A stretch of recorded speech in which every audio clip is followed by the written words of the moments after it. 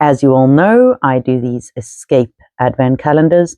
They do not have numbers on them, and you have to follow clues to figure out where the next door is. Now, if you're doing these, this is the time to pause because we will be doing the actual calendar and there will be spoilers. 10th of December with Santa's Workshop. Let's go.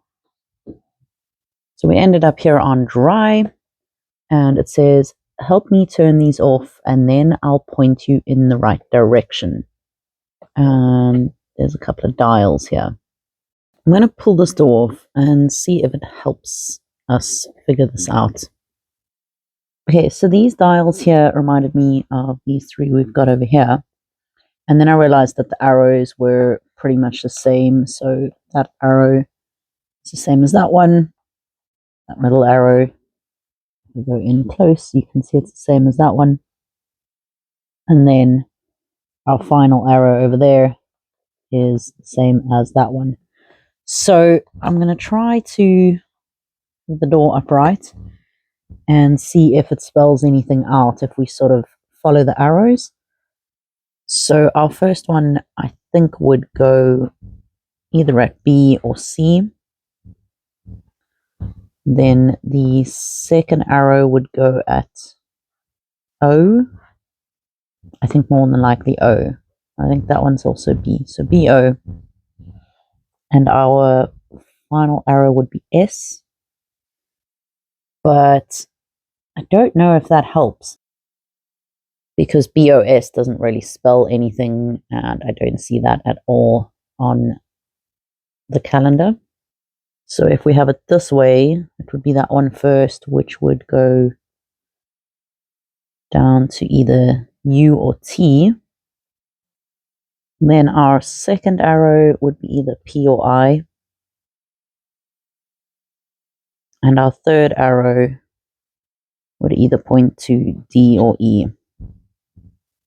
Now, I'm not too sure which way these are supposed to go. I feel like they're maybe the back of the dial.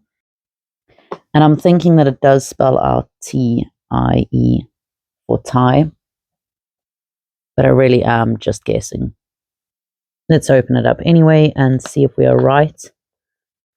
If you've done it and you figured it out a different way, please do let me know. That is day 10. So I was correct.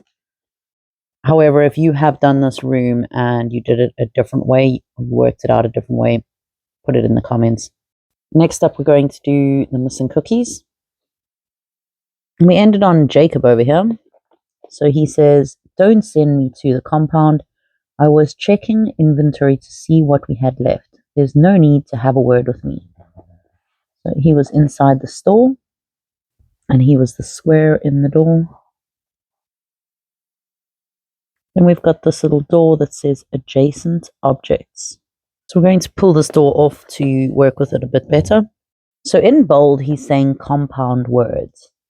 So I'm thinking that we put these together, like we've got gold and fish, which gives us a goldfish.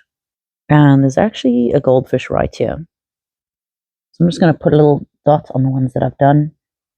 I don't want to completely cross them out. Then we've got butter and fly would make butterfly. And there is a butterfly over there. We've also got lip and a stick, which would be lipstick. And we have lipstick over here. We've got cup and cake to make cupcake. And a cupcake over there. We've also got a basket and ball, which would make basketball. And there's a basketball there. But now we've got key and bowl left, which wouldn't really make anything. So I'm wondering if the gold and the fish is not goldfish, if it's maybe fish and bowl to make a fish bowl. And if that is the case, then we've got a gold key. But I don't see a gold key at all over here. So that could be the final one of someone is holding a gold key.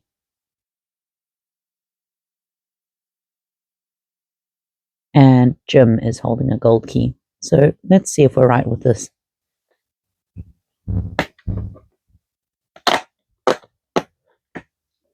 And that's day 10. Finally, we have escaped the Christmas closet. And we were here where the ace was. And this is our clue here.